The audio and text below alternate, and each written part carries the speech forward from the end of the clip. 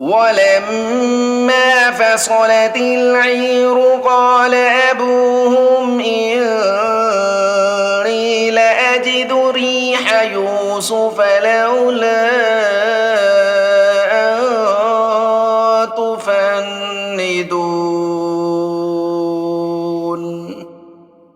اور جب یہ قافلہ مصر سے کنعان کی طرف روانہ ہوا تو ان کے والد نے کنعان میں آس پاس کے لوگوں سے کہا کہ اگر تم مجھے یہ نہ کہو کہ بوڑھا سٹھیا گیا ہے تو مجھے تو یوسف علیہ السلام کی خوشبو آ رہی ہے۔ قالوا تاللہ انک لفی ضلالک القدیم۔ لوگوں نے کہا اللہ کی قسم آپ ابھی تک اپنی پرانی غلط فہمی میں پڑے ہوئے ہیں۔ فَلَمَّا أَن جَاءَ الْبَشِيرُ أَلْقَاهُ عَلَى وَجْهِهِ فَارْتَدَّ بَصِيرًا قال ألم أقل لكم إني أعلم من الله ما لا تعلمون۔ پھر جب خوشخبری دینے والا پہنچ گیا تو اس نے یوسف علیہ السلام کی قمیص ان کے منہ پر ڈال دی اور فوراً ان کی بینائی واپس آ گئی۔ انہوں نے اپنے بیٹوں سے کہا کیا میں نے تم سے نہیں کہا تھا کہ اللہ کے بارے میں جتنا میں جانتا ہوں تم نہیں جانتے۔ قالوا یا ابانا استغفر لنا ذنوبنا انا كنا خاطئین۔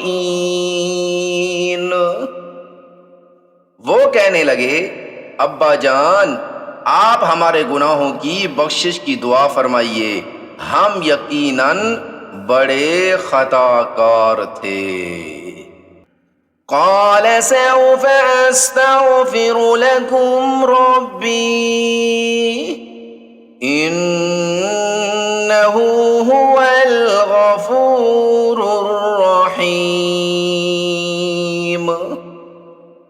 یعقوب علیہ السلام نے کہا میں ان قریب اپنے پروردگار سے تمہاری بخشش کی دعا کروں گا، بے شک وہی ہے جو بہت بخشنے والا بڑا مہربان ہے۔ فَلَمَّا دَخَلُوا عَلَى يُوسُفَ آوَى إِلَيْهِ أَبَوَيْهِ وَقَالَ ادْخُلُوا مِصْرَ إِن شَاءَ اللَّهُ آمِنِينَ۔ پھر جب یہ سب لوگ یوسف علیہ السلام کے پاس پہنچے تو انہوں نے اپنے والدین کو اپنے پاس بٹھایا اور سب سے کہا کہ آپ سب مصر میں داخل ہو جائیں، یہاں انشاءاللہ سب چین سے رہیں گے۔ وَرَفَعَ أَبَوَيْهِ عَلَى الْعَرْشِ وَخَرُّوا لَهُ سُجَّدًا وَقَالَ يَا أَبَتِ هَذَا تَأْوِيلُ رُؤْيَايَ مِن قَبْلُ قَدْ جَعَلَهَا رَبِّي حَقًّا وَقَدْ أَحْسَنَ بِي إِذْ أَخْرَجَنِي مِنَ السِّجْنِ وَجَاءَ بِكُم مِّنَ الْبَدْوِ من بعد أن نزغ الشيطان بيني وبين إخوتي إن ربي لطيف لما يشاء إنه هو العليم الحكيم۔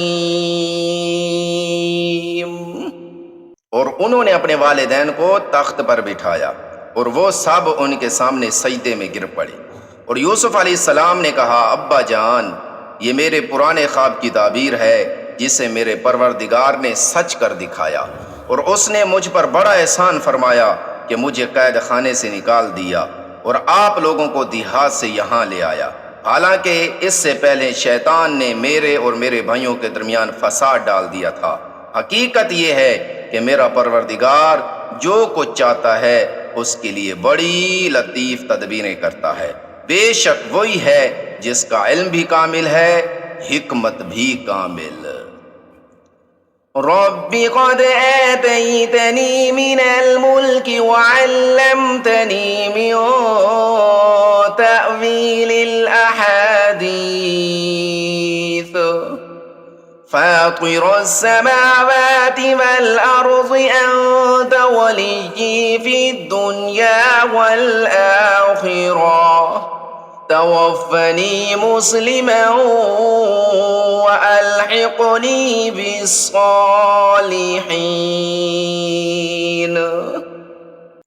میرے پروردگار، تو نے مجھے حکومت سے بھی حصہ عطا فرمایا اور مجھے خواب کی تعبیر کے علم سے بھی نوازا۔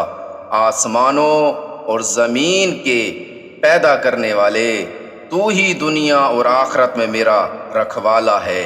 مجھے اس حالت میں دنیا سے اٹھانا کہ میں تیرا فرما بردار ہوں، اور مجھے نیک لوگوں میں شامل کرنا۔ ذلك من أنباء الغيب نوحيه إليك وما كنت لديهم إذ أجمعوا أمرهم وهم يمكرون۔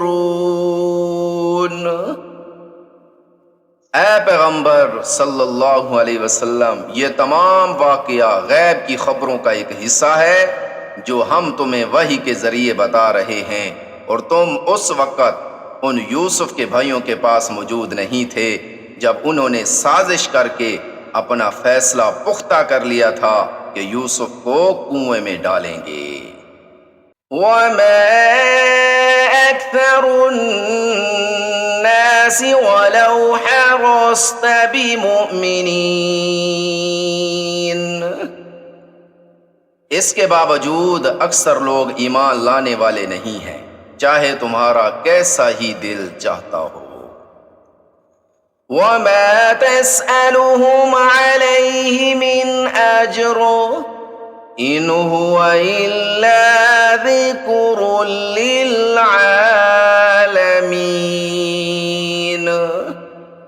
حالانکہ تم ان سے اس تبلیغ پر کوئی اجرت نہیں مانگتے، یہ تو دنیا جہاں کے سب لوگوں کے لیے بس ایک نصیحت کا پیغام ہے۔